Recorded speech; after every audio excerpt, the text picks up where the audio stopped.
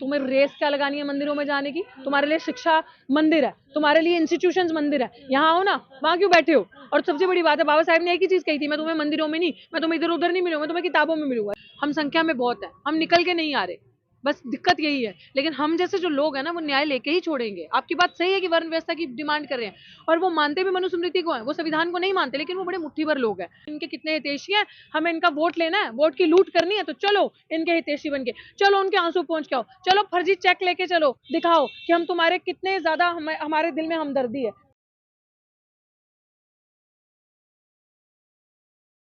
जी 125 दिन हो चुके हैं आपको यहाँ धरने पे बैठे हुए, क्या है जो अभी तक आपकी कोई सुनवाई नहीं हुई है?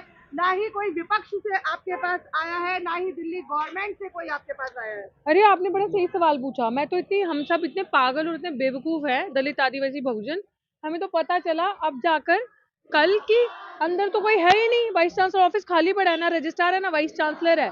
हाँ, अंदर ना प्रॉक्टर है ना रजिस्ट्रार, तो ये गेट खाली है, ऐसी दिखावा है कि अंदर पता नहीं कौन है।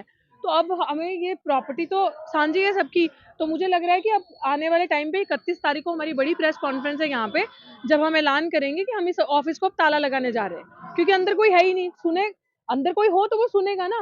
तो वो जो गूंगे बहरे, हमें लगता था कि हमारी नहीं सुन रहे, अब हमें जाके पता चला ऑफिस ही खाली है, अंदर कोई है ही नहीं। पूरा ये पूरा गेट नंबर 4 से लेके गेट नंबर 1 तक, जहां तक वाइस चांसलर का ऑफिस है, सारा खाली है। तो आप टेंशन मत लें इस चीज की। दर्शकों को भी मैं बताना चाहती हूँ कि अब दलित आदिवासी बहुजन समाज को पता चल चुका है कि ये तो शायद पता नहीं कहाँ बैठ के काम करते हैं। तैयारी कर लो, कमर कस लो, कल जो 31 तारीख को हमारी प्रेस कॉन्फ्रेंस होगी, बता दिया जाएगा। फिर भी 15 दिन इसके थ्रू प्रेस कॉन्फ्रेंस करके इनको अल्टीमेटम दे दिया जाएगा। अगर इन्होंने 15 दिन के अंदर अंदर सस्पेंड नहीं किया, फिर हम अगला इनको बताएंगे अपना एक्शन क्या है। आप दिल्ली यूनिवर्सिटी के गेट पर ताला डाल दोगे? बिल्कुल बिल्कुल बिल्कुल, गैर संवैधानिक बिल्कुल गैर संवैधानिक नहीं है ये। कैसे गैर, हमने 2 बारी इनको वार्निंग दी। अब हमें पता चला कि अंदर कोई है ही नहीं, तो कोई चोरी करके ले जाए कुछ, जब अंदर कोई है ही नहीं, ना वाइस चांसलर, रजिस्ट्रार, ना डीन ऑफ कॉलेजेस, ना प्रॉक्टर है, सब खाली है, सब भाग चुके हैं। अगर होते तो हमारी आवाज नहीं सुनते, अगर होते तो उन्हें हम दिखते नहीं, यहाँ से जाते नहीं। तो असंवैधानिक वो हुआ ना, गैर संवैधानिक नहीं है ये। इसीलिए हम जाकर यहाँ पे ताला मार देंगे कि सेफ रहे प्रॉपर्टी, क्योंकि अगर अंदर होते तो हमारी सुनते। तो ये है हमारा। लेकिन मेरा सवाल यहाँ पे आपसे दूसरा है, मैं ये पूछना चाह रही हूँ कि बहुजन समाज से आपके पास लोग आ रहे हैं, आपके सपोर्ट में लोग आ रहे हैं, लेकिन ना ही विपक्ष से अभी तक कोई आया है, ना ही दिल्ली गवर्नमेंट से अभी तक किसी ने आपसे बात करने की कोशिश की है। तो फिर वोट के टाइम पे बहुजन समाज दिख जाता है, और कोई समस्या होती है तब क्यों नहीं आते हैं? बड़ा अच्छा सवाल है आपका। अगर विपक्ष होता तो दिखता, विपक्ष होता, पहले विपक्ष अपना अस्तित्व तो देख ले। विपक्ष जो है ना, वो हम जैसे लोग, स्टूडेंट्स, एक्टिविस्ट जो बात कर रहे हैं, वो विपक्ष काय का। और आपने बिल्कुल सही कहा, उन्हें तब भी दलित आदिवासियों की याद आती है जब उनको वोट चाहिए, जब उनको वोटों की राजनीति करनी है। अदरवाइज हम नजर ही नहीं आते किसी को। मैं बोल रही हूँ, जैसे यूनिवर्सिटी को नजर नहीं आ रहे हम, वैसे उनको भी नजर नहीं आ रहे हम। और अगर अभी सबसे बड़ी चीज है, यहाँ पे जो विक्टिम है ना मैडम, जो लड़ाई लड़ रही है, वो जीवित है। अगर यहाँ पे रोहित वेमुला का हादसा हुआ होता, या पायल तड़वी की तरह अगर इस तरीके से कोई शहीद हो गया होता हमारा साथी, तो आप देखते विपक्ष की लाइन लगी होती लंबी, नंबर लग रहे होते कि वो चले गए, अच्छी वाली मोमबत्ती लेके आओ, वहां जाके मोमबत्ती जलानी, अरे वो चले गए, मीडिया को कॉल आता, आज हम आ रहे हैं, ये करो। लेकिन यहाँ पे एक तो विक्टिम जीवित है, और ऊपर से विक्टिम खुद एक पॉपुलर वॉइस है, जो अपने हक अधिकार के लिए बोल रहा है। तो यहाँ पे गंदी और सस्ती राजनीति तो हो नहीं सकती। यहाँ पे वो जो एजेंडा अपना, वो तो चला नहीं सकते, जिससे दलित के नाम पे ये दिखाया जाए कि हम इनके कितने हितैषी हैं, हमें इनका वोट लेना है, वोट की लूट करनी है, तो चलो इनके हितैषी बन के, चलो उनके आंसू पहुंच के आओ, चलो फर्जी चेक लेके चलो, दिखाओ कि हम तुम्हारे कितने ज्यादा हमारे दिल में हमदर्दी है। तो इसलिए वो लोग नहीं आ रहे। और दूसरी बात मुद्दे की, कि अगर दलित की बेटी भारत की बेटी होती तो जरूर आते। आपने देखा, जब जब सामान्य वर्ग की बेटियों के साथ कुछ हुआ है, पूरा भारत उमड़ा है। तो इसीलिए आपको यहाँ बहुजन समाज दिख रहा है, क्योंकि दलित की बेटी भारत की बेटी नहीं है। आप कह रहे हैं कि दलित की बेटी भारत की बेटी नहीं है, और दूसरी तरफ आप कह रहे हैं कि लोग इंतजार कर रहे हैं कि वो कैंडल लेकर के कब आए। तो लोग यही इंतजार कर रहे हैं कि ऋतु सुसाइड करे, मर जाए, तब जाए। सर मुझे तो यही लगता है। ऋतु की बात नहीं, यहाँ पे बात है कि ये पहले तो इंस्टीट्यूशनल मर्डर करके हमें इतना प्रताड़ित करते हैं, ये अपॉर्चुनिटी देखते हैं। सुर्खी तो बनेगी ना, कैसे बनेगी सुर्खी? जो लोग नहीं आ रहे वो तो आपको सब जगह दिखेंगे। मनीषा वाल्मीकि का कांड में दिखे होंगे, रोहित वेमुला का कांड में सर यहाँ पैर रखने की जगह नहीं थी। यहाँ पे ऐसी ऐसी डफलियां बजा के, ऐसे ऐसे जय भीम के नारे लगाए जा रहे थे। वो लोग जो मरने पे हमारे राजनीति करते हैं, वो लोग जो मरने पे कैंडल भोगों पे आते हैं हमारे। तो ये बात है कि वो लोग तभी आपको दिखेंगे मेंढक बरसात में जो निकलते हैं, वैसे वो ऐसे नहीं आते। लेकिन अभी हमने देखा दो चर्चित केस, जैसे आप तो आंदोलन कर रहे हैं, लक्ष्मण यादव को भी निकाला गया, उनके लिए बड़ी बड़ी कॉन्फ्रेंस हुई प्रेस क्लब में और कई जगह उनके लिए लोग आए, लेकिन वो लोग आपके लिए नहीं आए। सर मैंने तो जब लक्ष्मण यादव जी को निकाला उनसे पहले ही हमने यहाँ प्रेस कॉन्फ्रेंस कर दी थी उनके लिए।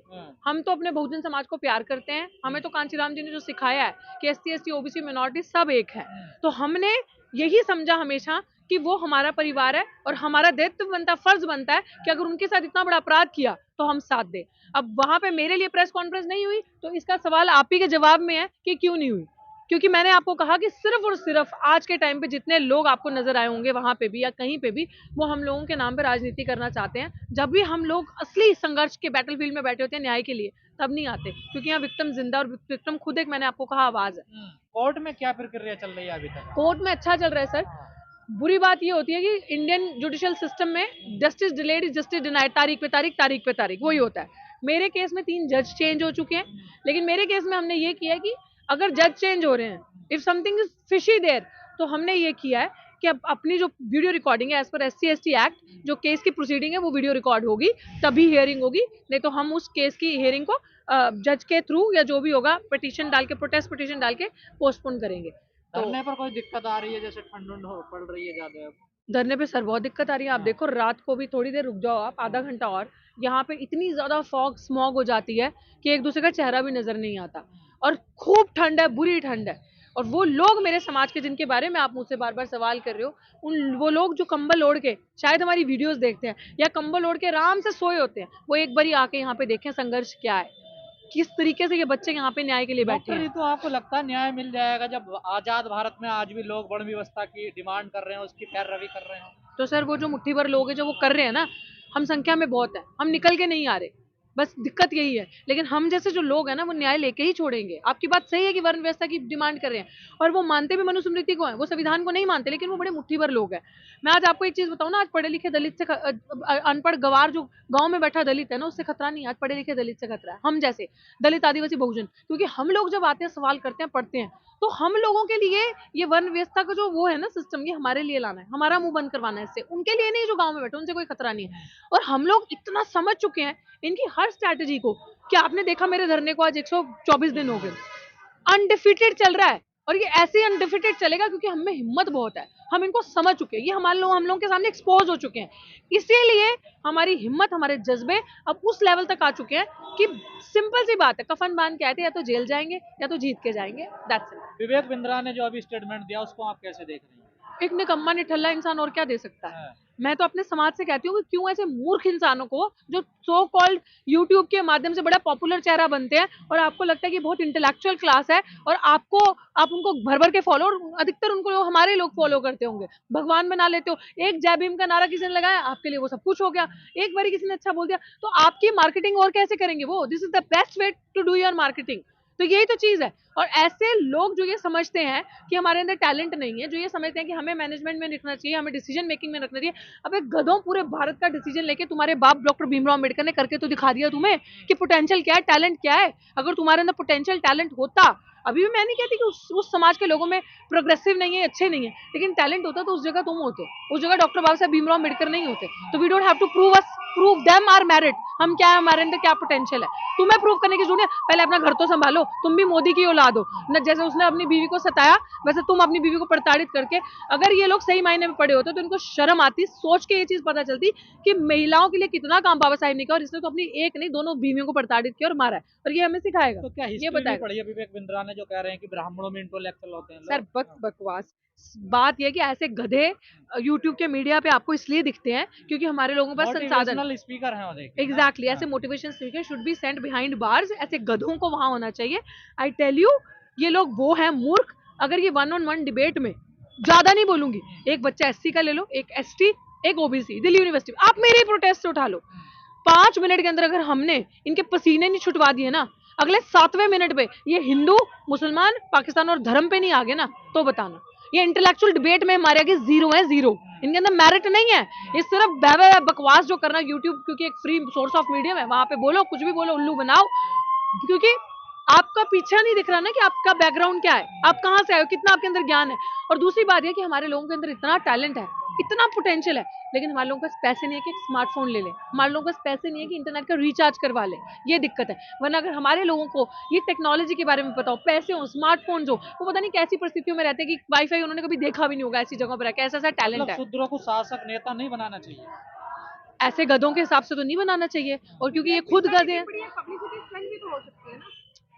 प्रॉबेबली पब्लिसिटी स्टंट, लेकिन क्या करेगा, कब्र तो खोद ली उसने अपनी। वो गधे में अगर कुछ होता ज्ञान तो वो सोचता ना। ऐसी सस्ती और चीप पब्लिसिटी ज्यादा देर तक टिकती नहीं है। हम जीने देंगे अब उसे, अब हमारे बच्चे जीने देंगे उसे, वो गया। मेरा एक सवाल है ऋतु जी, क्यों शूद्र और दलित जो होते हैं उनको, जैसे कि विवेक बिंद्रा की टिप्पणी आप ले लीजिए, कम आका जाता है, राम मंदिर बना, क्यों किसी शूद्र को वहां नहीं पंडित या पुजारी बनाया? अरे यार, मुझे ना बड़ी गंदी स्टेटमेंट लगती है शूद्र।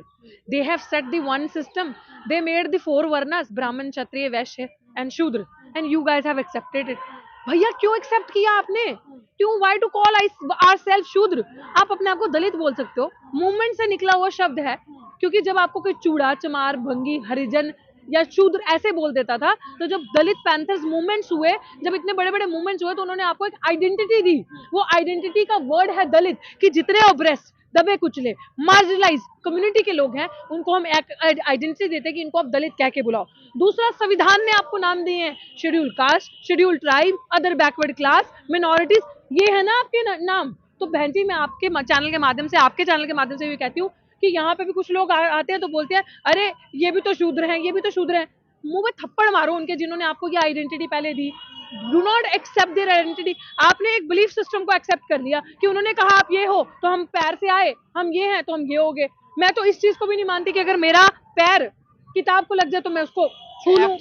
सुनिए, वही मैं बोल रही हूँ। बट समहाउ हमारी मेंटल उसमें एक चीज आ चुकी है कि हम शूद्र हैं। We use this word कि हम शूद्र हैं। We don't have to use it even। और मैं आपको बता रही हूँ कि हम इस कॉन्सेप्ट को भी नहीं मानते कि अगर आपका पाँव किसी चीज को लग जाए और उस पाँव को फिर वो क्या कहते हैं, ऐसे क्या करते हैं वो, जय करो, जय, उस चीज को भी नहीं मानते। क्यों? क्योंकि उन्होंने ये सिखलाया कि पैर इतने गंदे हैं, अगर पैर किसी चीज को लग जाए तो वो अपवित्र हो जाएगी। But you don't have to accept it. आपके पैर सबसे ज्यादा कामगार हैं। अगर आपके पैर में आप 2 कदम चल ना पाओ, they do so much hard work. But उन्होंने ये सोचो इस चीज का कि किताब या कोई भी चीज XYZ इतनी पायस है कि अगर शूद्र, जो गंदी चीज, जो पैर ऐसे गंदी चीजें लग जाएं तो उसको वो पवित्र हो जाती है। तो ये चीजों से पहले बाहर निकलो। अब आप अपना सवाल करो। मेरा सवाल वही है जो मैंने आपसे पूछा था कि क्यों किसी दलित या शूद्र को, जो है आप कह रहे हैं कि ये नाम ही ना वो हो, तो यहाँ पे तो किसी दलित और शूद्र को राम मंदिर में क्यों नहीं पुजारी बनाया जा रहा, या क्यों नहीं उन्हें इन्विटेशन दिया जा रहा है? मुझे नहीं पता इस बात का क्यों नहीं दिया जा रहा। तुम्हें रेस क्या लगानी है मंदिरों में जाने की? तुम्हारे लिए शिक्षा मंदिर है, तुम्हारे लिए इंस्टीट्यूशंस मंदिर है। यहाँ आओ ना, वहाँ क्यों बैठे हो? और सबसे बड़ी बात है, बाबा साहब ने एक ही चीज कही थी, मैं तुम्हें मंदिरों में नहीं, मैं तुम्हें इधर उधर नहीं मिलूंगा, मैं तुम्हें किताबों में मिलूंगा। रीड इट ना। एजुकेशन तुम्हारा मंदिर है, तुम्हारा घर तुम्हारा मंदिर है। नहीं शिक्षा पे काम हो रहा है, राम मंदिर की कितना ज्यादा हाइप हुआ है, आपने देखा। प्राण कौन करेगा काम? कौन करेगा काम? जिनके हाथ में आपने कलम की ताकत दी है, जो वो कलम की ताकत तलवार लेके चल रहे हैं, वो करेंगे काम। वो निकम्मे ठल्लों से वो आप करोगे कि वो आपको एजुकेशन का बजट दें, वो आपके लिए पॉलिसीज लाएं, शिक्षा को बढ़ाएं, आपको पढ़ाएं, उनसे उम्मीद करोगे? नो, उनसे भी उम्मीद नहीं करनी। और 131 जो अपने बैठे हैं उनसे भी उम्मीद नहीं करनी। क्योंकि जब आइडियोलॉजिकल गैप होता है, जब आपकी आइडियोलॉजी मेरी आइडियोलॉजी मैच नहीं खाती, उनकी आइडियोलॉजी है वर्ण आश्रम की, धर्म व्यवस्था में जो ऊंच नीचे उनकी आइडियोलॉजी वो है, उनकी आइडियोलॉजी भेदभाव की है, वो अपने आप को हमसे नीचा देखते हैं। फिर अगर उनकी आइडियोलॉजी में जाके आप उनकी पार्टी में हो तो आप हमारे कैसे होगे? तो काम कौन करेगा? हम लोग। काम विपक्ष करेगा, जो विपक्ष हम है और कोई नहीं। तो हमें एक समझना है कि इतनी बुलंदी से अपनी आवाज उठानी है कि एजुकेशन के लेकर कोई भी चीज हो, चाहे हेल्थ सेक्टर हो, हमें आवाज उठानी है, हमें चीजें करनी है। और रास्ता एक ही है, सड़क। मनोज झा जी अभी आए थे मेरे प्रोटेस्ट में, सांसद है, सांसद आपने देखा सस्पेंड हो गए सारे। वो यहाँ से क्या कहेंगे कि भूल जाओ, संसद से तुम्हें अब न्याय मिलेगा, भूल जाओ, वो तुम्हारे लिए कुछ पॉलिसीज बनाएगी तुम्हारे फेवर में। तो तुम्हें अगर कोई काम करना है, जो डॉक्टर रितु करी है, सड़क पे बैठ के, सड़क से संसद तक मार्च भी निकालेंगे, जाएंगे और न्याय सड़क से मिलेगा। क्योंकि ये चीज किसी ने नहीं कही, ये चीज बाबा साहब डॉक्टर भीमराव अम्बेडकर ने कही थी, और हम उनके बच्चे हैं, उनके वंशज हैं, जो उन्होंने कहा है हम एज इट इज आंखें बंद करके मानेंगे। जय भीम, इनकलाब जिंदाबाद।